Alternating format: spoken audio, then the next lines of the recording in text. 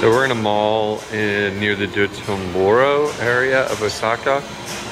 We heard about this place, Silver Ball Planet, and it is a great pinball. It's a little pricey, but pinball often is. It's 100 yen per play for most games. There's a couple that are discounted, like the ones in the front that you see here.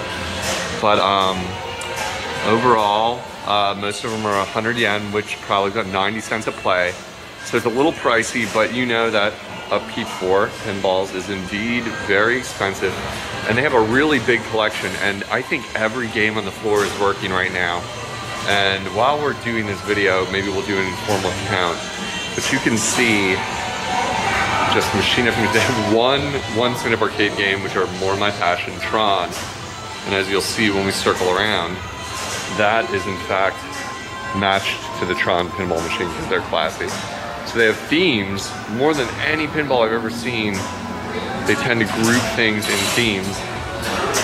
There's the Wizard of Oz, the Lord of the Rings, the Hobbit. I think you're picking up what they're laying down. And then you have Tron, you have Pirates of the Caribbean. Those don't really have a theme so much right there. You have a little bit with the poker and the Monopoly.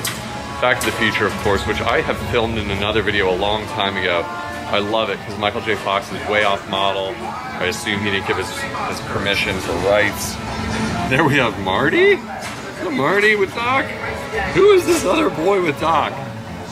Maybe that is one of the other actors that they wanted to have play Marty McFly before they settled on the genius of Michael J. Fox. This is one of the coolest looking pinball machines here. It's in immaculate condition and it plays video while you play from 1960s Batman.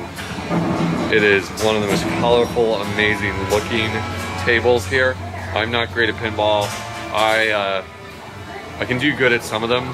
Funhouse is one of the ones I'm historically good at, and I've played a lot of Pinbot in my life, two of the most popular ever. So I'm a little better at those. That one took my 100 yen in about a minute, but I'm maybe not the guy for it. I really wanted to see more of the episode, but you see they have a Batman theme going on. I'm like kind of circling because there's not even one easy way. There's my wife playing pinball. She played the cheapest machine in the room.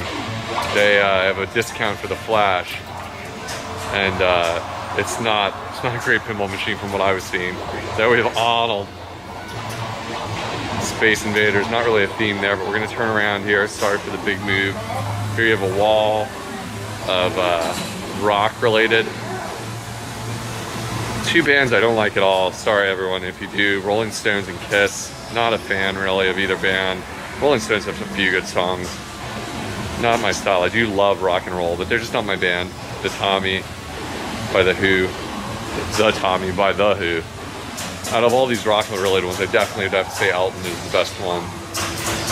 So, turning around, we have one. I think Funhouse might be my favorite pinball machine of all time, and I don't think that's a really risky choice. I think that's a pretty common pinball machine to love. You have Turtles. I don't know how that matches to that. Funhouse, I guess, because they're goofy. But then you have, you know, South Park, Simpsons, standing right next to each other. The Jetsons. It looks really good. It's got video again. And maybe I'm just akin to liking ones that have that futuristic video stuff going on.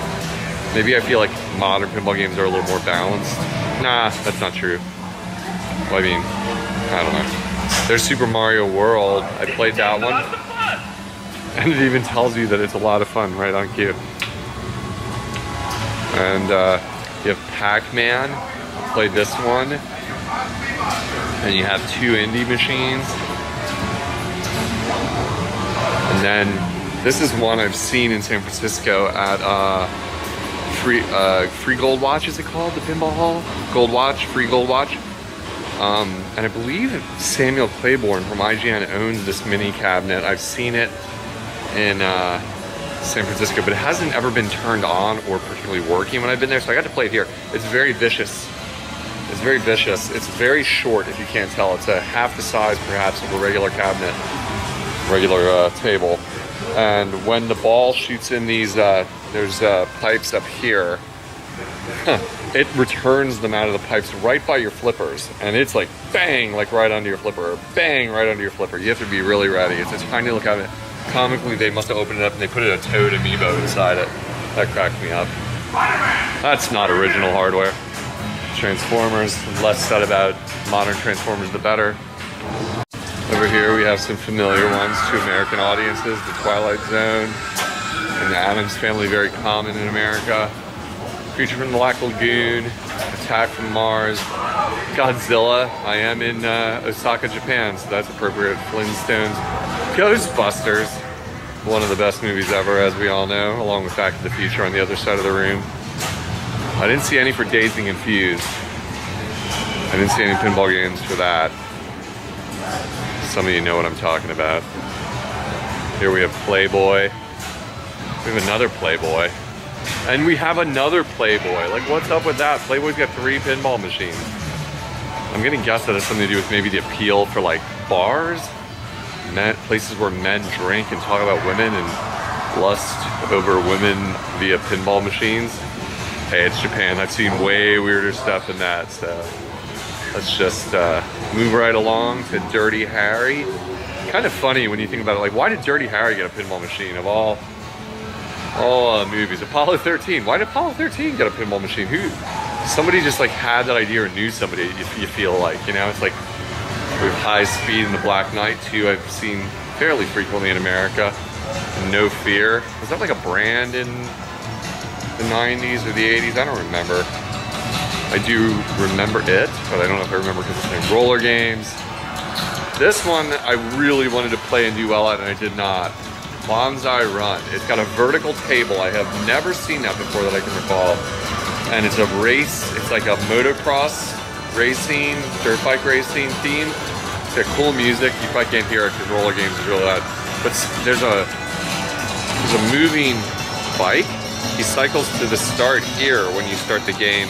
And I think the idea is you move him along the track by playing pinball, but I'm not up top. You see, there's flippers up top. That's the vertical part of the game. But I never got to that part of the game because I suck. And here you have another motorcycle related one. Over here, a couple more. Space Jam. I played it just because I've heard the movie is so awful. So I played the game, and the game wasn't terrible. Probably better than the movie from what I've heard. Centaur. Now this one is worth a look. The art alone, I would hang that art on my wall because it's disturbing.